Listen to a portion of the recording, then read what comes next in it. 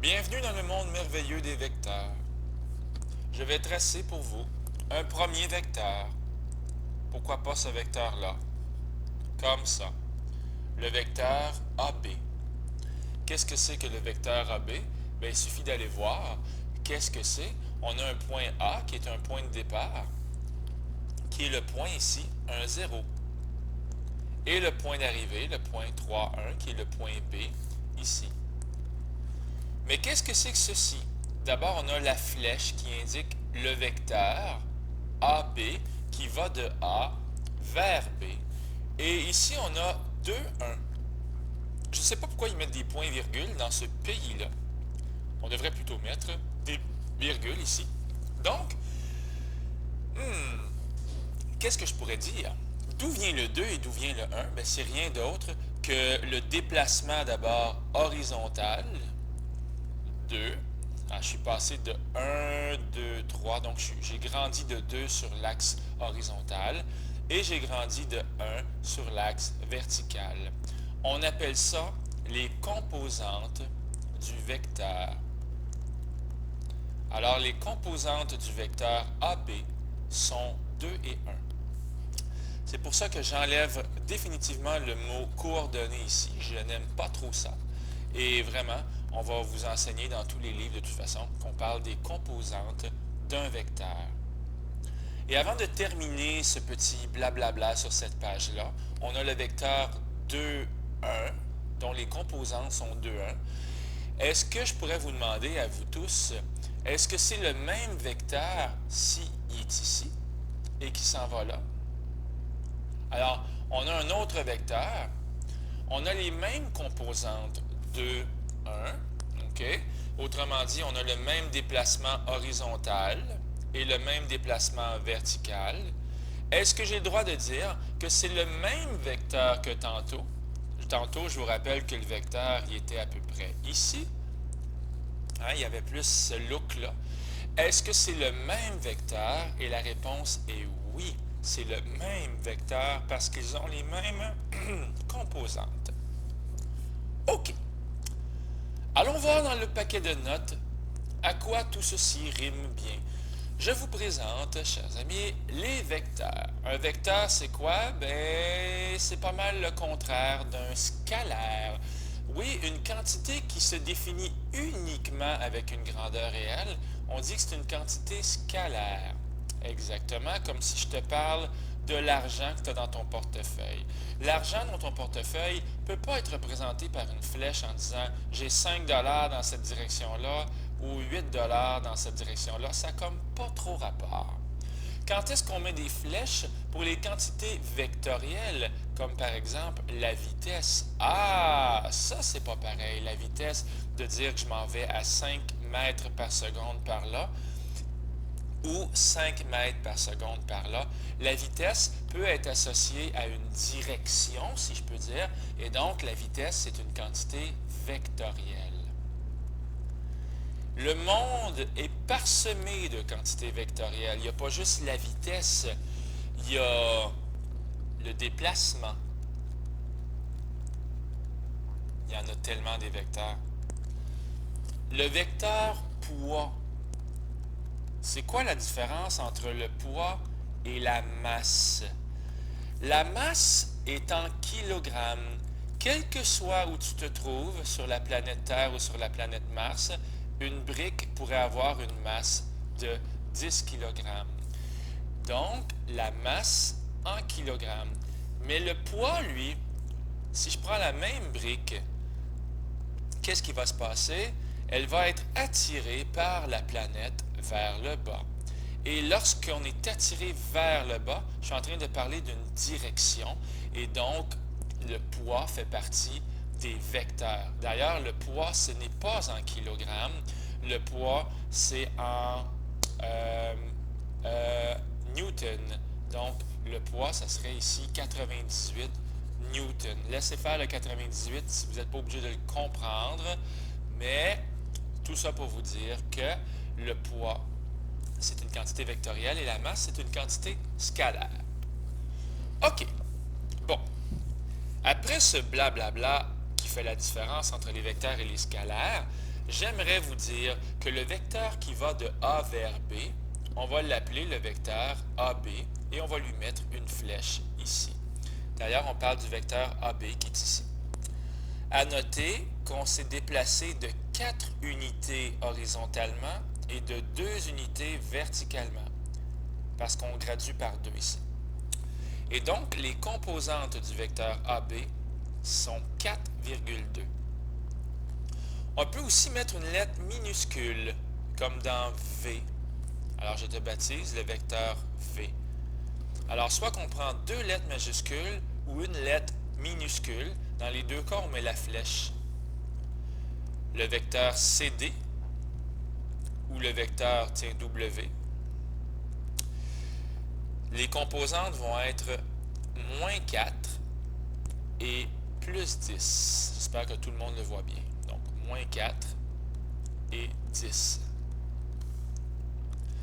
Finalement, tiens, le vecteur U ou le vecteur EC ne sera rien d'autre que ce vecteur-là ici, dont les composantes vont être moins 8, 0.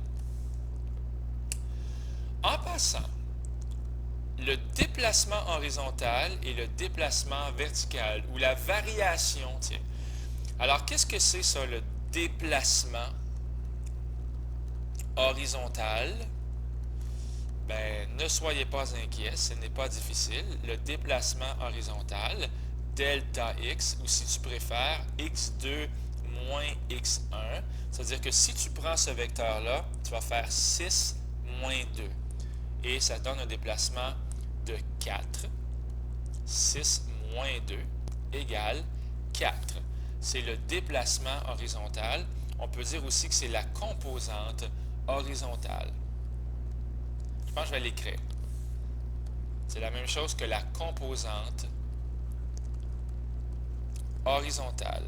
Ça veut dire que lorsqu'on travaille dans le plan cartésien, les vecteurs ont 2 composantes. Mais ça va être la même chose avec le déplacement vertical. OK? Voici le déplacement vertical. On est à 4 et on est parti à 2.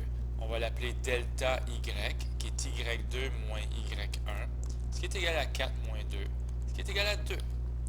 Alors, la composante ici, c'est une composante verticale.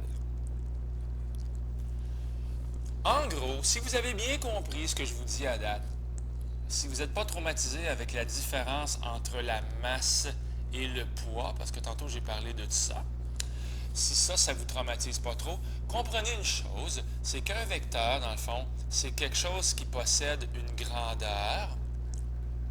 Eh oui, hein, il y a des grandes flèches, puis il y a des petites flèches. En fait, on va appeler ça la norme du vecteur. Et ça possède aussi une orientation. Et oui, une orientation, ça veut dire quoi? Ça veut dire que si je pourrais avoir un vecteur comme ça, ou un vecteur comme ça, qui semble avoir la même grandeur, mais définitivement, le vent ici s'en va vers l'est et le vent ici s'en va vers le nord. Donc, on n'a pas la même orientation. Alors, c'est important d'avoir les deux. Et quand on a les deux, on va pouvoir dire qu'on a le même vecteur avec les mêmes composantes. OK. L'orientation. Allons mettre ça au clair, là. Qu'est-ce que c'est l'orientation? L'orientation, c'est ceci. Oh, c'est beau, hein? L'orientation, c'est l'angle que forme le vecteur. Donc, le vecteur est ici. Avec une ligne horizontale, pas vers la gauche, mais vers la droite. C'est pour ça que quand le vecteur il va vers la droite, ou dans le positif, l'orientation est de 0. Et là, l'orientation monte. Lorsqu'on est vers le nord, l'orientation est de 90 degrés. On peut continuer comme ça longtemps. Lorsqu'on va vers la gauche ou vers l'ouest, l'orientation est de 180 degrés. En passant, tiens, si je prends un chiffron comme 300, non pas 360, tiens, 338, c'est pas très rond, mais c'est pas grave. Je voulais vous dire ceci, c'est que oui, on peut dire que l'orientation du vecteur U, tiens, l'orientation du vecteur U, on peut dire que c'est 338 degrés, mais on peut dire aussi que c'est égal à moins 22 degrés. Parce que je peux faire 22 degrés dans le sens des aiguilles d'une montre. On appelle ça le sens horaire, mais c'est aussi le sens négatif. Donc, c'est la même orientation. Alors, beaucoup d'élèves qui ont des difficultés avec l'orientation. Par exemple, si le vecteur s'en va par là, il y a beaucoup d'élèves qui ont tendance à dire qu'ils font une ligne ici verticale, horizontale, puis ils disent que c'est ça l'orientation. Je rappelle que l'orientation, c'est à partir du début de la flèche, comme ça. Donc, c'est tout l'angle qui est ici. C'est donc 180 degrés et même plus. OK pour ça? Bien, je vous le souhaite en tout cas que ce soit OK. Alors, peut-être une petite définition. Qu'est-ce que c'est que l'orientation? C'est l'angle qui est formé par la flèche. Alors, l'angle formé par la flèche et la partie qui est ici, c'est la partie positive de l'axe horizontal.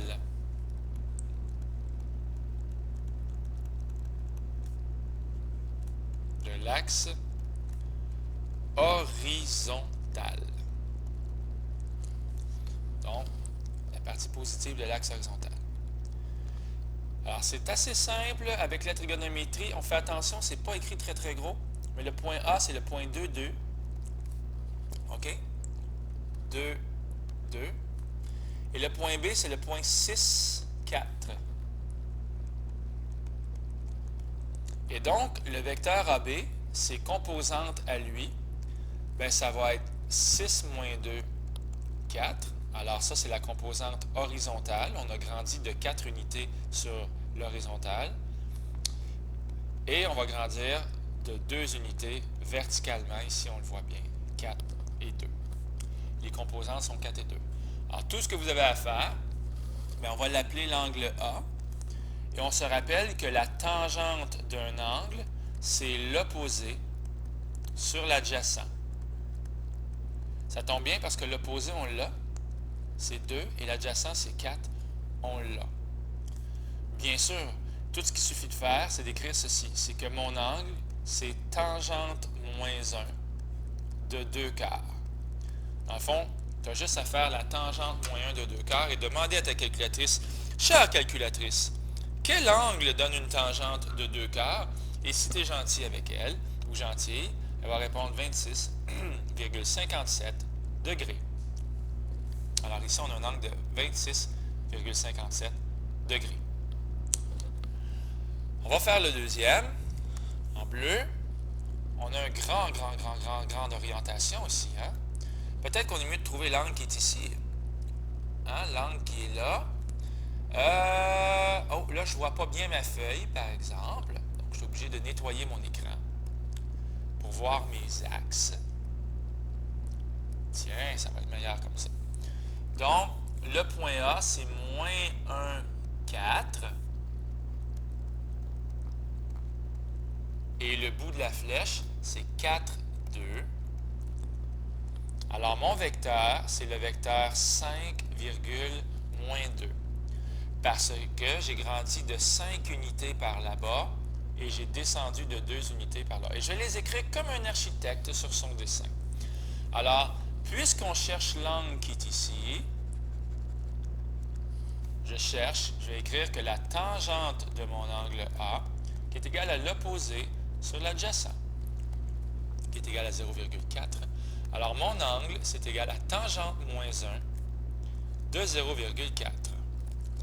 Et c'est ce que je demande à ma calculatrice. Elle me répond 21,8 degrés.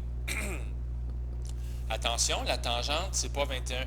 L'angle, c'est 21,8, mais l'orientation, c'est tout ça ici. Et donc, l'orientation,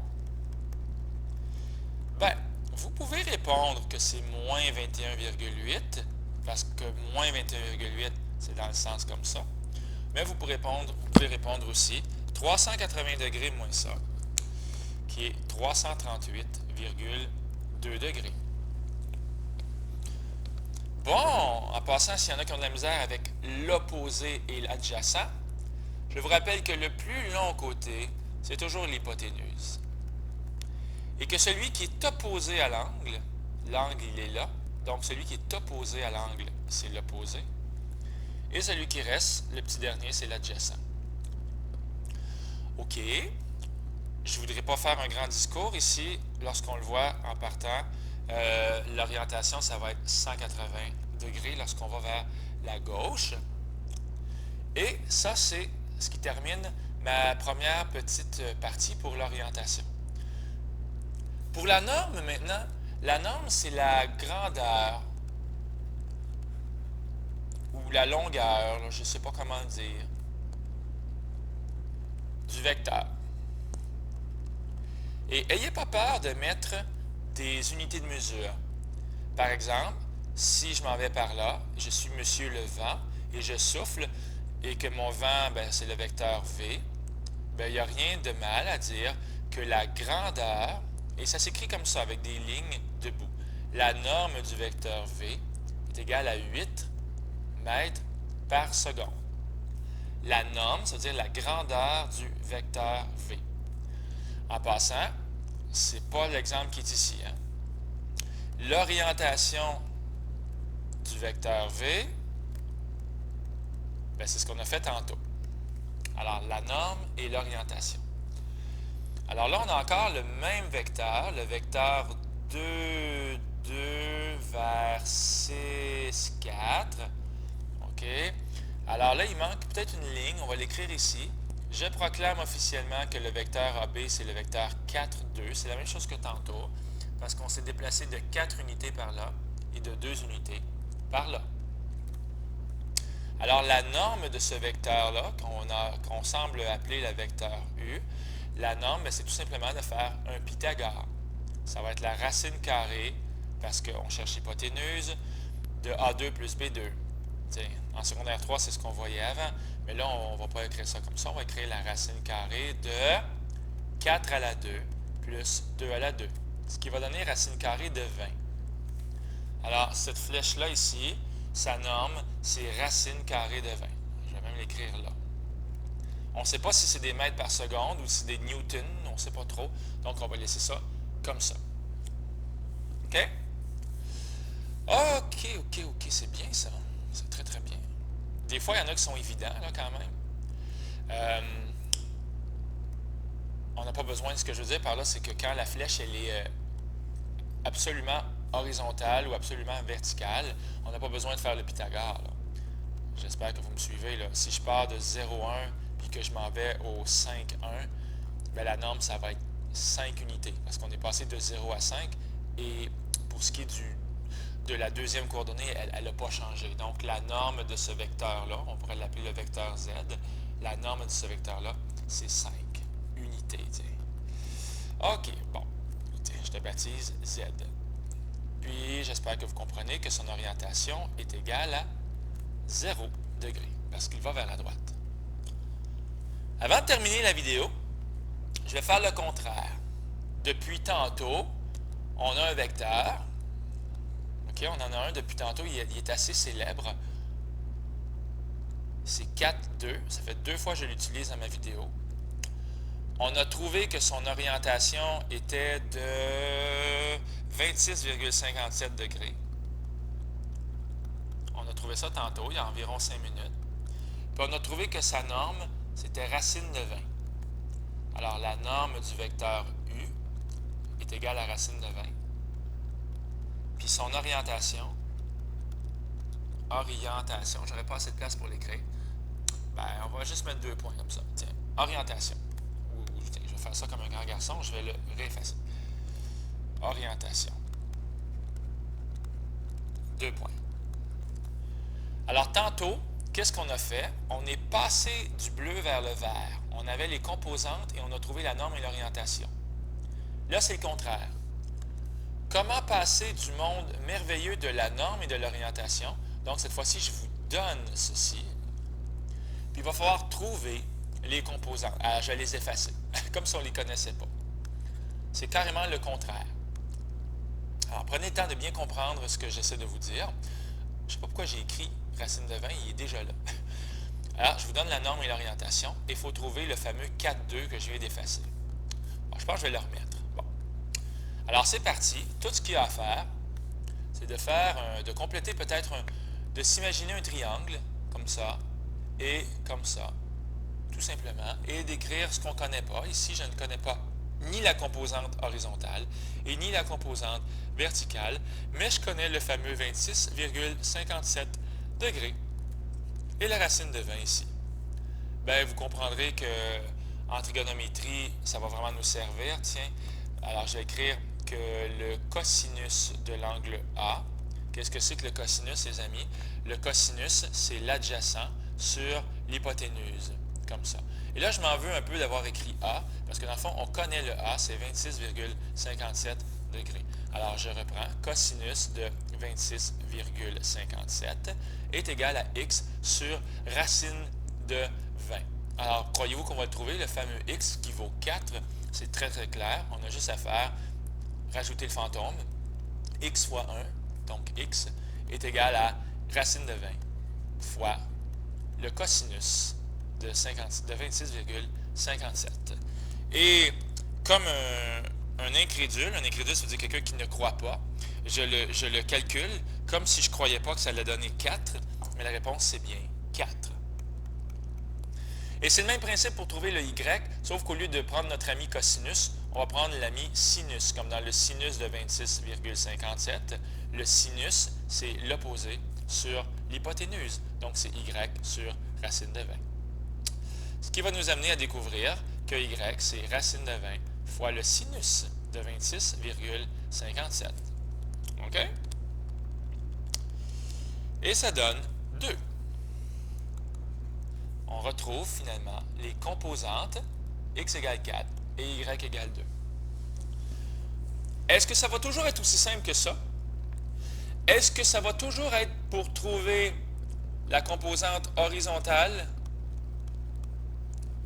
Est-ce que ça va toujours être la norme fois le cosinus?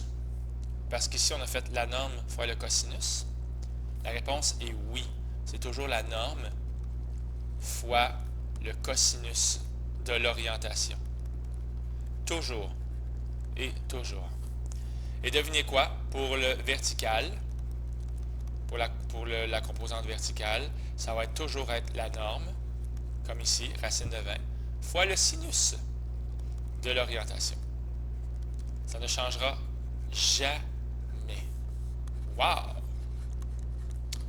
Alors, j'espère que cette vidéo-là vous a aidé à vous développer une petite relation amoureuse avec les vecteurs. Je vous laisse là-dessus. Au revoir.